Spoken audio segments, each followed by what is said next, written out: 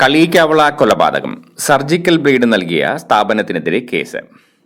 കളിയിക്കാവിളയിൽ quarry ഉടമയെ കഴുത്തറുത്ത് കൊലപ്പെടുത്തിയ സംഭവത്തിൽ കൊലപാതകത്തിന് ഉപയോഗിച്ച സർജിക്കൽ ഉപകരണങ്ങൾ നൽകിയ സ്ഥാപനത്തിനെതിരെ ഡ്രഗ്സ് കൺട്രോൾ വിഭാഗം കേസെടുത്തു. ദീപുവിനെ കൊലപ്പെടുത്തുവാൻ ഉപയോഗിച്ച സർജിക്കൽ ബ്ലേഡ് വിൽപ്പന നടത്തിയ ബ്രദേഴ്സ് സർജിക്കൽസ് എന്ന സ്ഥാപനം ലൈസൻസ് ഇല്ലാതെയാണ് പ്രവർത്തിച്ചിരുന്നതെന്ന് ഡ്രഗ്സ് കൺട്രോൾ വിഭാഗം നടത്തിയ പരിശോധനയിൽ കണ്ടെത്തി. കൊല നടത്തിയ ചൂഴാറ്റുകോട്ട അമ്പിളിക്ക് സർജിക്കൽ ബ്ലേഡും ഗ്ലൗസും നൽകിയ സ്ഥാപന ഉടമ സുനിൽകുമാർ ഒളിവിലാണ്. സർജിക്കൽ ബ്ലേഡ് ഉപയോഗിച്ചാണ് കൊലപാതകം നടത്തിയതെന്ന് പോലീസ് കണ്ടെത്തിയിരുന്നു. ഇതേ തുടർന്നാണ് ഡ്രഗ്സ് കൺട്രോൾ വിഭാഗം സ്ഥാപനത്തിൽ പരിശോധന നടത്തിയത്. പാറശാലയ്ക്ക് പുറമെ നെയ്യാറ്റിൻകരയിലും ഇവരുടെ സ്ഥാപനം ലൈസൻസ് ഇല്ലാതെ പ്രവർത്തിച്ചിരുന്നു. ഇരു സ്ഥാപനങ്ങൾക്കുമെതിരെ കേസെടുത്തിട്ടുണ്ട്.